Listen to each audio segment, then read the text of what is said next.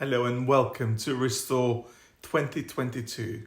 We're reading through the book of Exodus, and today we are in Exodus chapter 13 and 14. Exodus 12 finishes with a statement that is rare for the people of Israel, that they did what the Lord commanded them to do. 430 years in Egypt was a mixture of favor, struggle, and waiting for the promises of Abraham to be fulfilled. And they were fulfilled with God's miraculous intervention. We see the beginning of migration from Egypt to Canaan. Coming out of Egypt was to be done in haste and yet with diligence to what God required of his people. And as we look at the details of the Passover observance and the reasons why, we are gradually directed in the book of Exodus towards the tabernacle, the construction of worship, that God must regulate his own worship.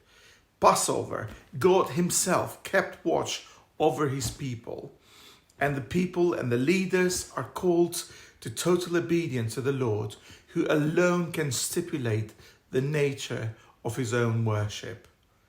Passover was to be celebrated as a sign of celebrating God's grace to them in the past, and yet a sign of people's devotion and commitment to God for the present and the future.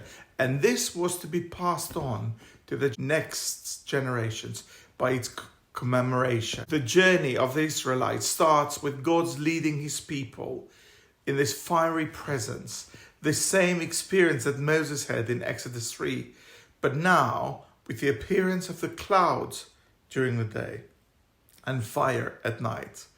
And again, this kind of idea is taken up again in chapters 40 of Exodus.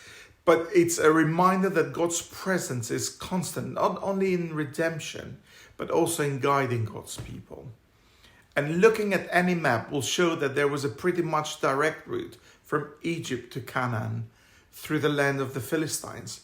But however, we're told here why God did not lead his people by the direct route. He took them by the way of the Red Sea to the wilderness, where he will have to show them lessons. Exodus 14 highlights the tension between Pharaoh's realization of losing the Israelite services, the complaints of people of the Israel, and Moses' words being validated with a display of awesome divine power as he raises his staff over the waters of the river in response to the command of God. The people witness the diverging of the waters as God makes a path through the sea which will allow his people to cross over. This is the second Passover experience as they cross the waters with God's presence standing between the armies of Egypt and wherever Israel was. The greater glory belongs to Yahweh, who fights on behalf of his people.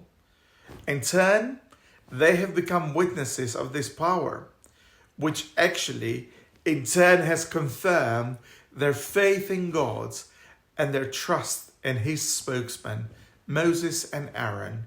How much will they need that for the coming chapters? God bless you, and join us tomorrow for chapters 15 and 16.